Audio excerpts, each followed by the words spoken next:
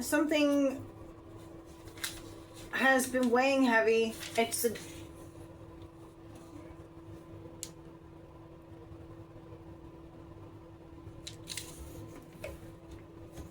big topic, big heavy topic.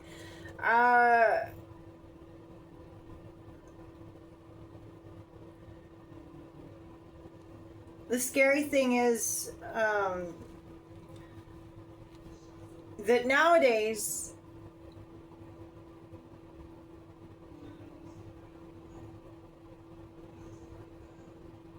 it's becoming renewed, reactivated, and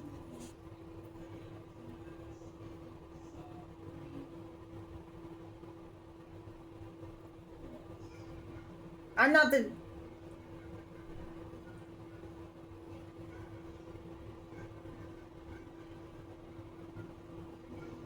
best person to be talking about this probably, but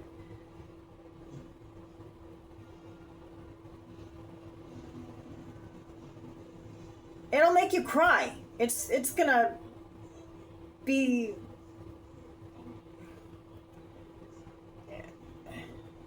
the worst news for a lot of us. How can they want to do that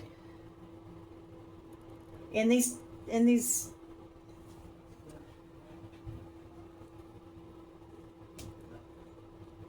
supposedly designated sacred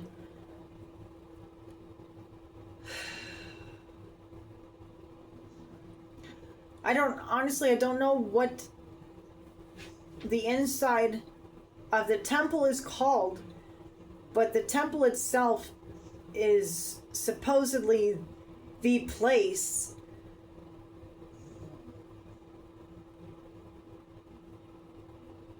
to officially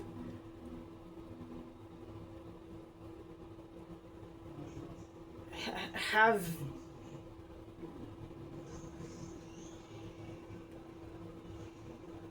abuse and animal ritual sacrifices. It's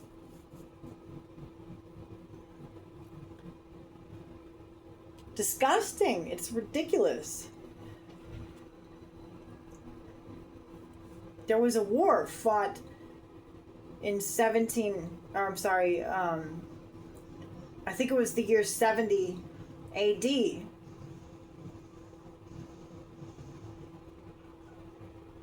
Eradicating that supposed right, and now it's coming back again. I thought that this retrospective look into the book of Ezra might be a little helpful about that. I'll read from the introduction of my Bible here. It's NIV, the book of Ezra, introduction. It says, like the books of Chronicles and Nehemiah, the book of Ezra is generally believed to have been written by the same author, Ezra, a priest who returned from Babylonian exile himself. His emphasis is on the temple, the Levites, and reforming the religious sacraments of the people in accordance with the law.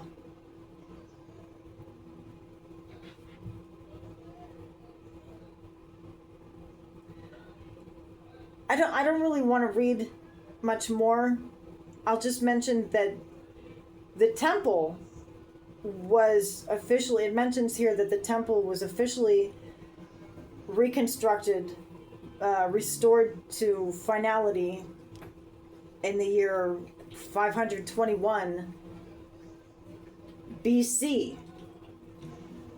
And I wanted to read a letter sent to a king in regards to that concept. This is the book of Ezra, chapter 4, verses I think it's 9 through 16. I'll start with. Rehum, the commanding officer, and Shimshai, the secretary, together with the rest of their associates, the judges, officials, and administrators over the people from Persia, Uruk, and Babylon, the Elamites of Susa, and the other people whom the great and honorable Ashurbanipal deported and settled in the city of Samaria and elsewhere in Trans-Euphrates. This is a copy of the letter they sent him.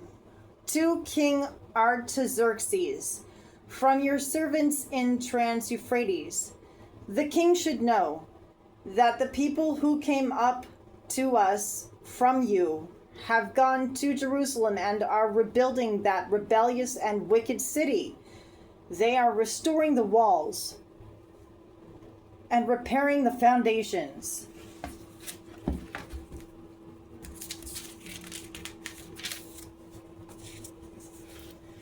Furthermore, the king should know that if this city is built and its walls are restored, no more taxes, tribute, or duty will be paid, and eventually the royal revenues will suffer. Now, since we are under obligation to the palace and it is not proper for us to see the king dishonored, we are sending this message to inform the king so that a search may be made in the archives of your predecessors. In these records, you will find that this city is a rebellious city, troublesome to kings and provinces, a place with a long history of sedition. That is why this city was destroyed. We inform the king that if this city is built and its walls are restored, you will be left with nothing in Trans-Euphrates.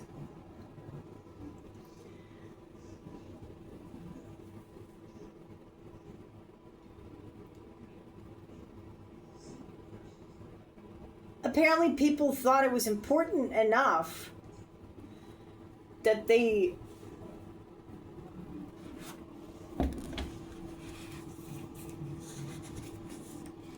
were willing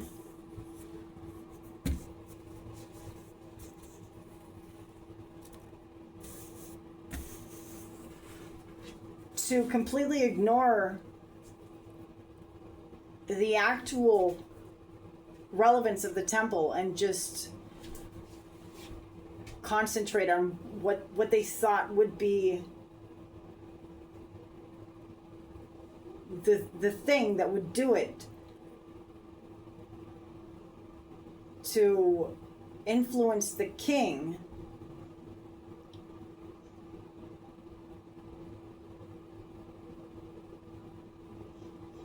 to shut that project down, to stop the rebuilding of that temple. The king sent this reply, verses 17 through 22. The king sent this reply to Rehum, the commanding officer, Shimshai, the secretary, and the rest of their associates living in Samaria and elsewhere in Trans-Euphrates. Greetings! The letter you sent us has been read and translated in my presence.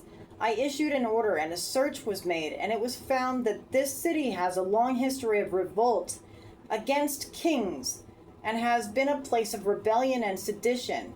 Jerusalem has had powerful kings ruling over the whole of Trans-Euphrates, and taxes, tribute, and duty were paid to them. Now issue an order to these men to stop work so that this city will not be rebuilt until I so order. Be careful not to neglect this matter. Why let this threat grow to the detriment of the royal interests? And it has a conclusion in verses 23 and 24.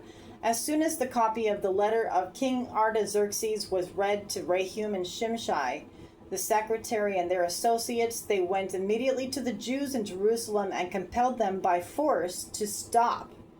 Thus the work on the house of God in Jerusalem came to a standstill until the second year of the reign of Darius, king of Persia. I know that there are a lot of people, I guess I'll call it confused, or maybe sitting on the fence about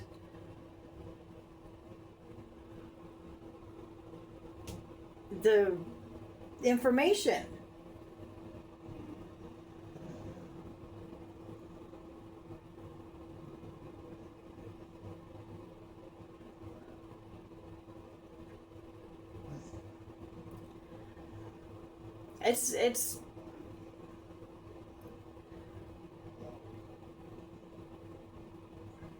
It's drawing closer and closer. Things are getting a lot more intense, more powerfully obvious that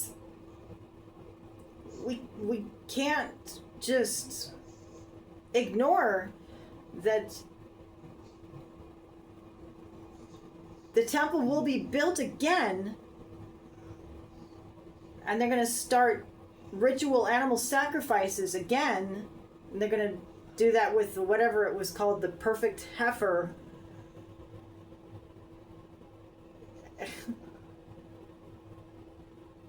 They're ridiculously awkward, bloodthirsty for just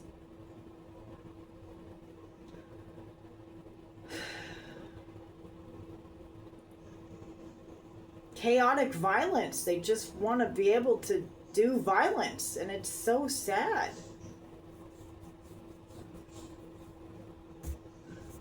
There's no logic. They just want to be able to do violence. They're not doing it to feed their families. They just have this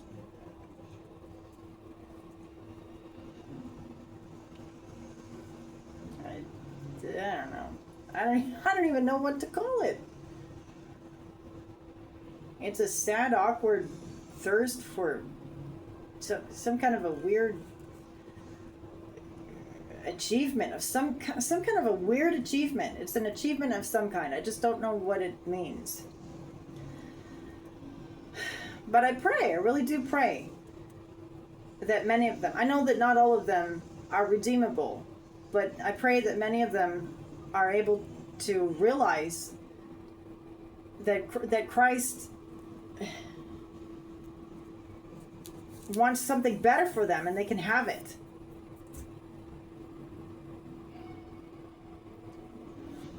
In the name of Jesus, peace.